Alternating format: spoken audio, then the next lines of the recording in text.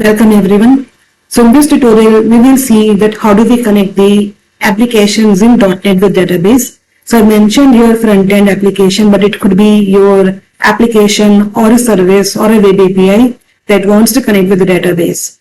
So in .NET, we have two different options. We can say that we can use to connect application with database. So we have two options, this one and this one, entity framework.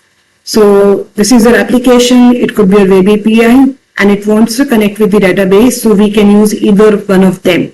Okay, so normally in any application we have some components, so we can have like front-end part. Front-end part means that part of the application through which user interacts with the application.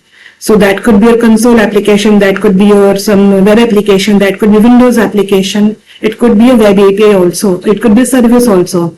So this is that part of the application and this is the database. So like again, applications will have some components, front-end part, middle layer and data access layer. But in this tutorial, we will only focus on two components, front-end part and the database. Okay, so we can use either one of the options, okay, from here, and we will see the differences in these two, we can say frameworks later. So in this tutorial, we will only focus on ADO.NET. So how do we use ADO.NET, okay? But before we start with the practical part, we will just see the theoretical concepts in ADO.NET. So, okay.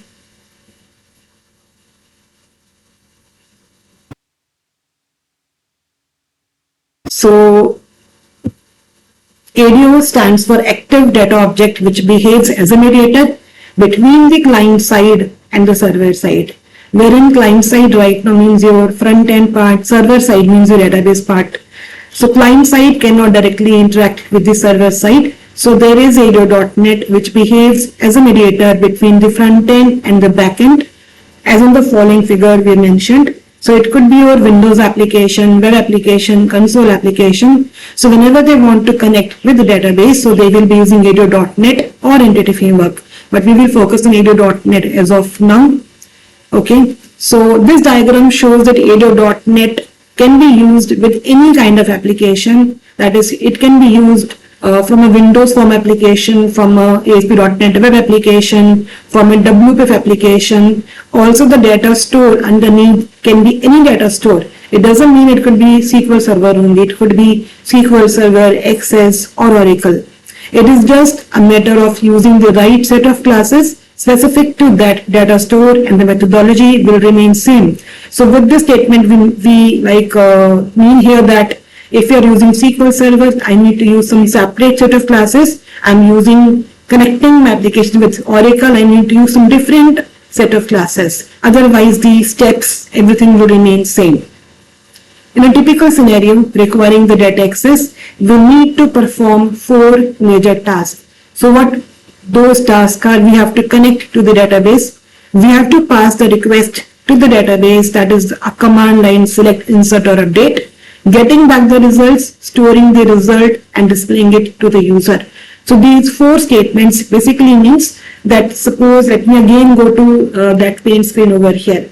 Suppose I want to connect this application with database. First, I need to establish a connection. First, I need to establish connection with database. Step number 1 is that I need to establish connection with database. This will be the first step. Once a connection is established, then we need to mention which query you want to fire, which query to fire on the database. Third, once a query is fired on database, need to get the result. We need to get the results. For example, if you want to fetch records, I will write the select query over here. If you want to perform insert operation, I need to write that query in the second step. And third step means whatever result comes, okay, after we fire that query, we need to take, okay, that result. So these, then we have to, again, we can say we have to close connection, we can say we have to disconnect. Okay, the connection from the database. We can also mention here that once the data is the result is received, then we need to use that result, or we can say response in whatever way we need to do that, and disconnect or disconnect. Okay, this step that we have mentioned over here, again it depends upon the architecture. We will talk about this later. Okay, so these steps we have to perform. Again we can say connect the database, passing the request that which query you want to fire.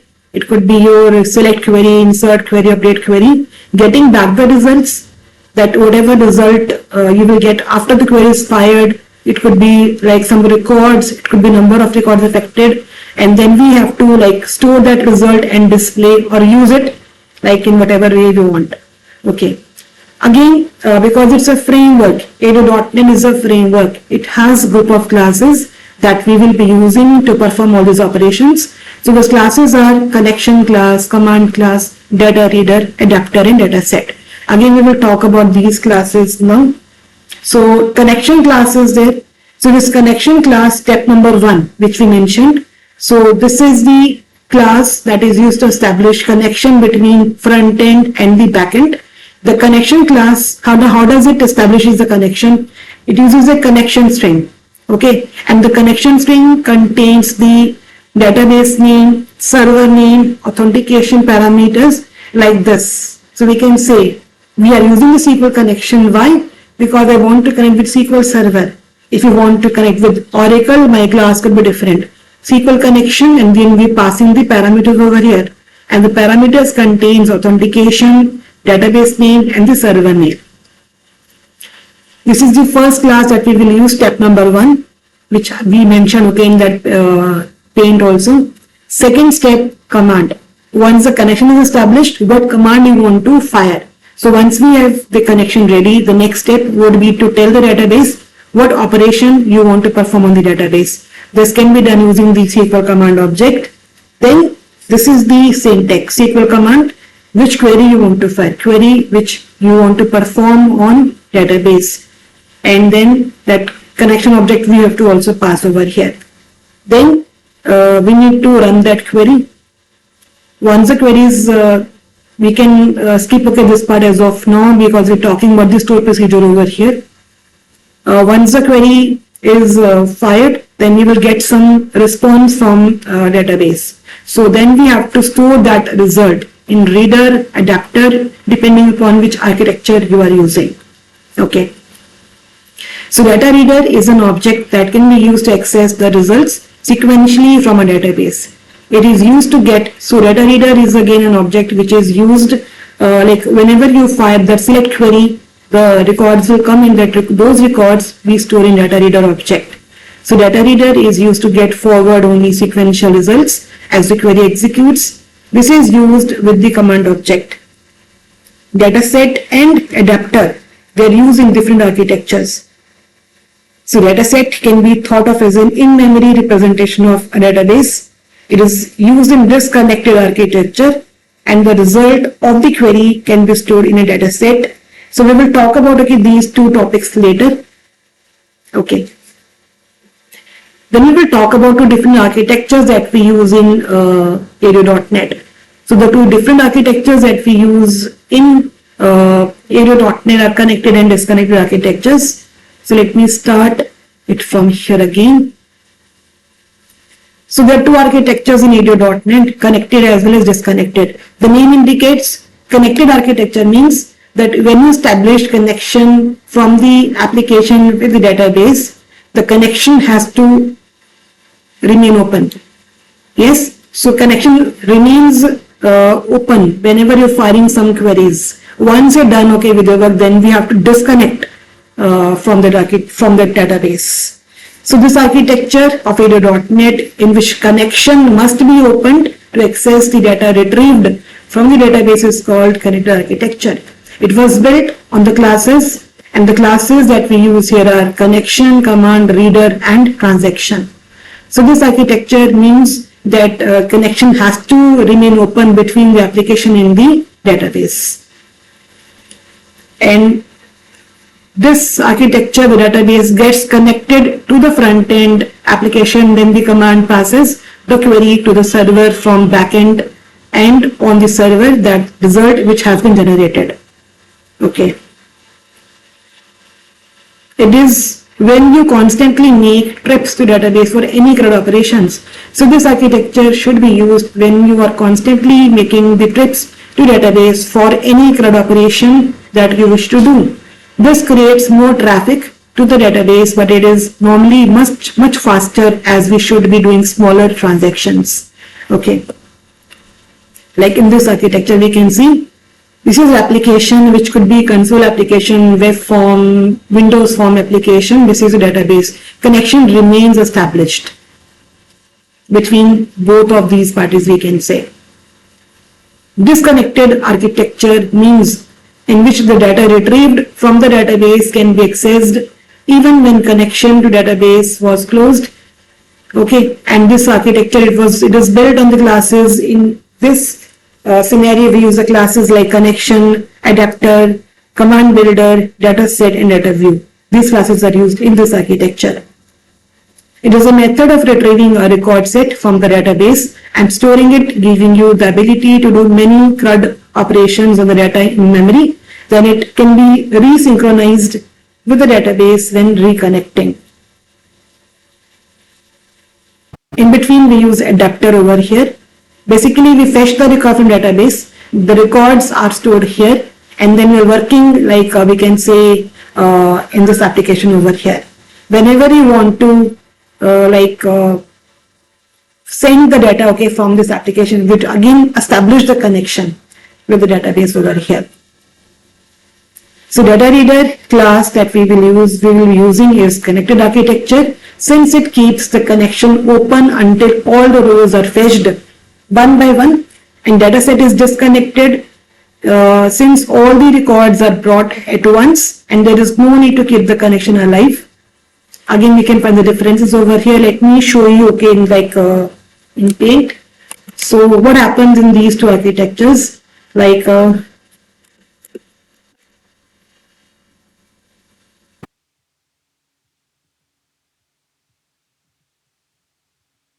suppose this is an application which is your application.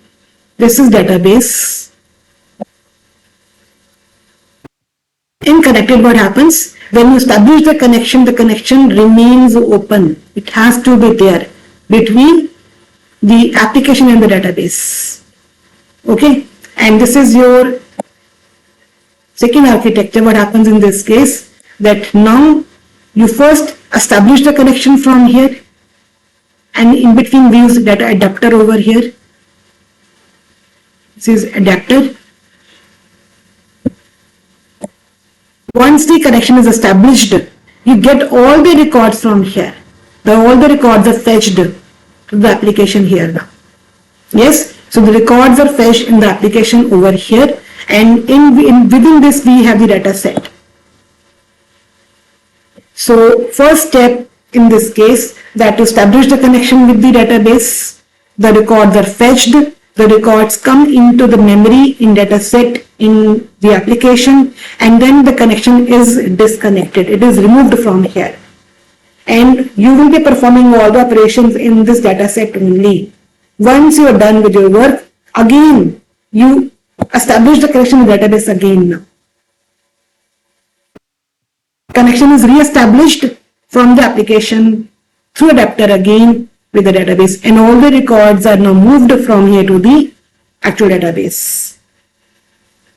I hope this diagram is clear to all of you now. If connected one, but connection remains established between the application and the database. In disconnected, first time the connection is established, like in this case, and once you fetch all the record from the database, connection is, we can say, it is terminated. You perform all the operations in data set in the application only. Once you are done with your work, then you again establish the connection with database again, and the records are again moved from here to the database. So these two architectures are used in case of ADA.NET. So connected means it uses in here connection remains established between application and database. In this case, connection is terminated once you fetch all the records, and once you want to update database, we have to again connect again. Data reader is used here. Dataset adapter are used in this case. Connected methods give faster performance. Disconnected get low in speed and performance. Connected can hold data of single table only. Disconnected can hold multiple tables of data.